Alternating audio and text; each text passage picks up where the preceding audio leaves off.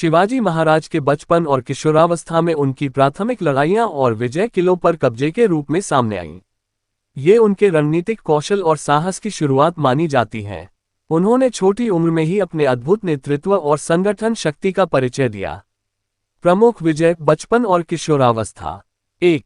तोरना किले पर विजय 1645।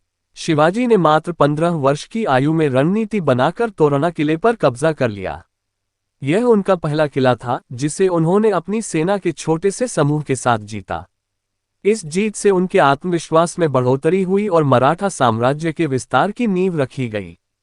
2. राजगढ़ किले पर कब्जा। तोरना किले के बाद शिवाजी ने पास के राजगढ़ किले, जिसे पहले मुरुम्बा किला कहा जाता था, पर कब्जा किया। इस किले को उन्होंने मराठा साम्राज्य का एक महत्वपूर्ण केंद्र बनाया। 3. कोंढाना किले की रणनीति। शिवाजी ने रणनीतिक रूप से कोंढाना, बाद में सिंहगढ़ किले पर नियंत्रण स्थापित किया। ये किला उनकी रणनीति और प्रभावशाली नेतृत्व का उदाहरण बना। 4. पुरंदर किले पर अधिकार। शिवाजी ने पुरंदर किले को भी किशोरावस्था में जीता। ये किला पुणे के पास स्थित था और रणनीतिक रूप से बहुत महत्वपूर्ण था। 5. जावली का क्षेत्र, मावलों का समर्थन। जावली के क्षेत्र पर कब्जा करना उनके किशोर जीवन की एक बड़ी उपलब्धि थी। जावली पर विजय के बाद स्थानीय मावल जनजाति के लोग उनके समर्थन में आ गए, जिससे उनकी सेना और अधिक मजबूत हो गई।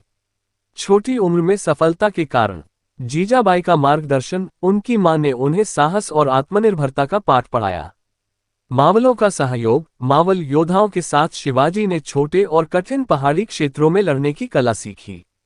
रणनीति और गुप्तचर प्रणाली। शिवाजी की हर लड़ाई में उनका बुद्धिमान रणनीतिक दृष्टिकोण साफ झलकता था।